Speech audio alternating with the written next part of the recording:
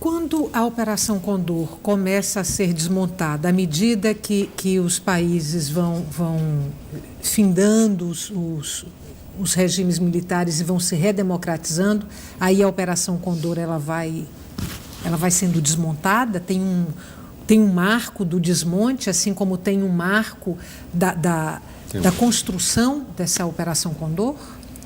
Tem. Bom, a primeira coisa que eu falei, né? A Operação Condor tinha esse sentido de, vamos usar uma linguagem, tirar de cena, né, aqueles possíveis atores políticos que tinham bastante prestígio, então aqueles possíveis atores que poderiam voltar a liderar, né, depois num processo de distensão ou logo depois que viesse a anistia, por exemplo.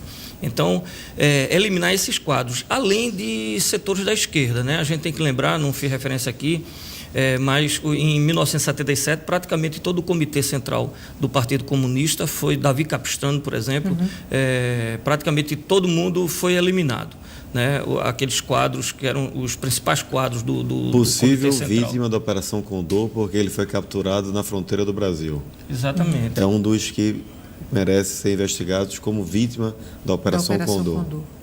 Então, aí a gente está falando de 76, 77. Esse é um período em que Geisel já tinha assumido, já tinha prometido a distensão lenta, gradual, segura, né, a abertura, e havia já negociação com setores da oposição no sentido de fazer a transição. Agora, setores que atuavam no país e setores que eram menos refratários ao regime militar ou que se convenceram de que havia um espaço para diálogo com setores militares. Mas, ao mesmo tempo em que fazia isso, o governo caçava, como caçou, por exemplo, as lideranças, né, no Congresso Nacional do então MDB, Alencar Furtado é caçado nesse período. Então, é um momento de muito conflito e que tem a atuação, então, dos militares de forma articulada. Quando vem a anistia, em 79, se dá um passo mais, vamos dizer, relevante, mais substantivo, né, qualitativo, no sentido do encaminhamento para a distensão, porque era a volta das lideranças, vamos dizer, dos sobreviventes. A gente pode dizer até, inclusive, isso, né? Em Pernambuco, a gente pode falar, por exemplo, o Miguel Arraes, Gregório Bezerra, Francisco Julião, esses são verdadeiros sobreviventes, né? Porque não foram atingidos no exterior. Não porque os militares, as Forças Armadas, a própria Operação Condor não tivesse intenção de atingir também essas lideranças, mas era porque nem todo mundo era facilmente localizável e nem todo mundo era acessível e algumas pessoas estavam em países que era mais difícil de serem atingidos, né? Por exemplo, Jango estava aqui no Uruguai, bem próximo, né? Orlando Letelier estava nos Estados Unidos, né? Mas, por exemplo, Miguel Arraes estava na Argélia, era muito mais difícil de ser atingido. Então, o que se viveu foi isso. No processo da anistia em diante, corresponde ao final dos anos 70, né, porque a anistia é em 79, e no início dos anos 80, começa-se, vamos dizer, uma flexibilidade, né, dessas articulações internacionais, e aí Antônio Campos já falou, quer dizer, a gente tem que lembrar que o presidente norte-americano era Jimmy Carter, que o processo de redemocratização passava por uma imposição também dos Estados Unidos, né, que no Brasil, por exemplo, começa o conflito entre o governo Geisel e os Estados Unidos, com Jimmy Carter, né, que envolve também o projeto nuclear brasileiro, que optava pela Alemanha, etc. Quer dizer, tem uma série de fatores que são fatores internacionais e que muitas vezes ficam em segundo plano. Então, nesse momento já há menos condições para que os militares atuassem. Mas eles continuam atuando como atuaram no Brasil, né, em ações pontuais, como explodindo banca de revista, matando a secretária, né, de Raimundo Faoro, quando, na verdade, Raimundo Faoro era quem, Dona Lídia, né, é morta nesse período. E é um período que é um período de transição já.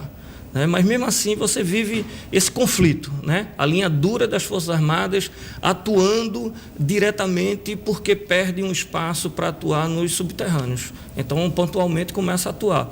Mas em relação à Operação Condor, começa a haver uma desarticulação em função, sobretudo, do papel que os Estados Unidos vai cumprir. Na minha visão, há um marco também para o início do desaparelhamento da Operação Condor.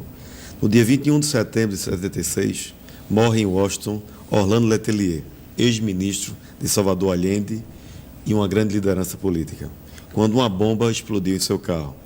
O atentado foi investigado pela polícia norte-americana, que culpou agentes do DINA, em especial o general Manuel Contreras, que se encontra atualmente preso no Chile, que era o segundo homem depois de Pinochet, e que atualmente cumpre prisão perpétua no Chile. Nesse momento, quando começaram a matar em solo americano, os Estados Unidos disse basta, e começou a tirar fortemente o apoio a esses aparelhos militares. É um marco para o fim da Operação Condor, a morte de Letelier em Washington. Mas o que termina não impedindo, por exemplo, de ações pontuais e aqui no Cone Sul, né? Aqui no Cone Sul. Já para não criar essa animosidade com o governo norte-americano. Eu li uma entrevista sua na revista Carta Capital,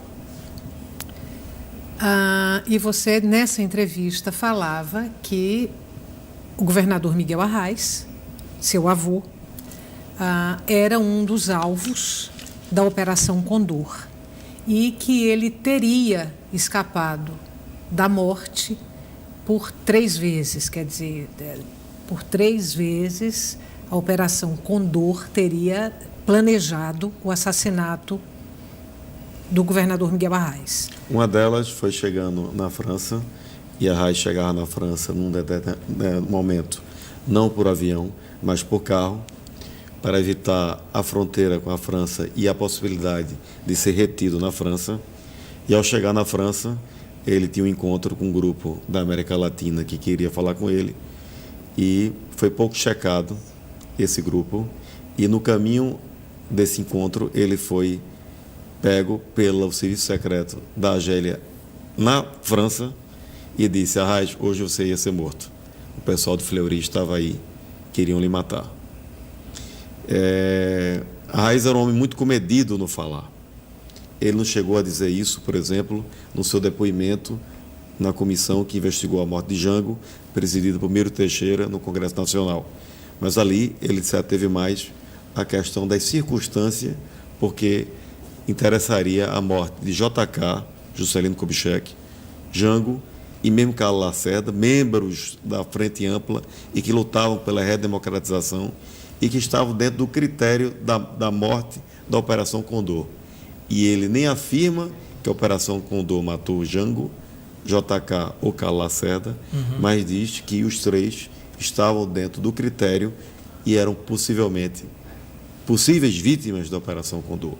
E diz como foi avisado em 76, mais ou menos na época que Michelini, senador uruguaio, foi morto, por uma comissão vinda do Cone Sul, na Argélia, de que tinham presenciado, eram agentes, e que deliberaram uma reunião da extrema-direita e que decidiram matar lideranças e dissidentes que podiam fazer sombra e serem lideranças na redemocratização na América Latina.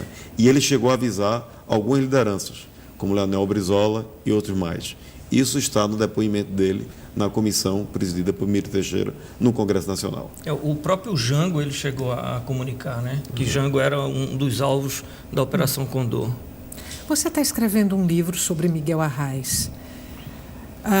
O que motivou um pouco a representação que eu estou fazendo sobre a Operação Condor é que na biografia de Arraes que eu estou fazendo e que prometo publicar antes do centenário do seu nascimento, que é 2016, é a Operação Condor.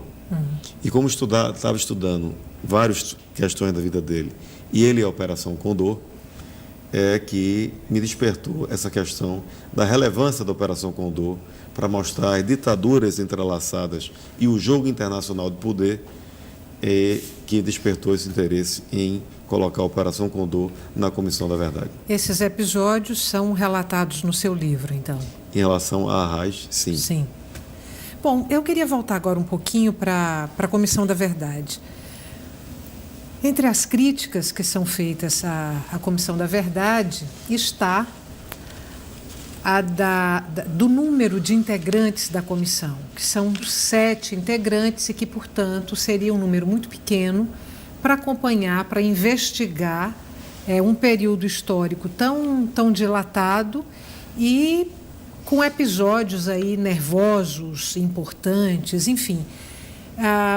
Você, Urariana, acredita que essa formação de 7 integrantes, ela é um impedimento para o bom desempenho da Comissão da Verdade? Ela limita, evidentemente, né? Porque serão 7 integrantes com 2 assessores cada, serão ao todo 14 mais 7, 21 pessoas dedicadas em período integral, né? Com garantias para o seu livre exercício, com garantias, né? Não está interessado em levantar fatos que sejam agradáveis a A ou a B. Quer dizer, isso limita. Mas vocês notem uma coisa, que a Comissão da Verdade ela já começa a operar os seus frutos antes de ser oficialmente instalada. Que frutos são esses?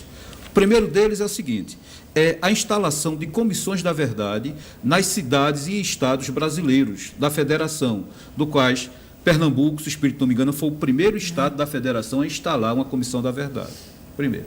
Segundo, a repercussão que tem tido na imprensa, essa repercussão que a Comissão da Verdade vem tendo, já é um fruto.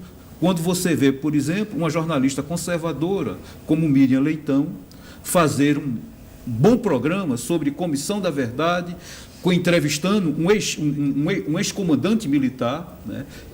Ela tomando posição a favor da Comissão da Verdade. É quando você vê, por exemplo, o movimento dos jovens, né, em frente ao clube militar, que iriam comemorar o golpe de 1º de abril. É interessante um dado seguinte, chama a atenção o seguinte, eles dizem revolução de 31 de março. Primeiro foi golpe e segundo, em 31 de março, os governos estavam instalados. Inclusive o seguinte, os primeiros mortos, as primeiras vítimas dos golpes no Brasil são pernambucanas, são recifenses. 2 estudantes assassinados quando se dirigiam para a frente do Palácio do Governo, aqui em Pernambuco, protestando contra o cerco militar. Eles levaram tiros de fuzil. Né? Jonas e Ivan. São os primeiros mortos do golpe de isso foi em 1º de abril.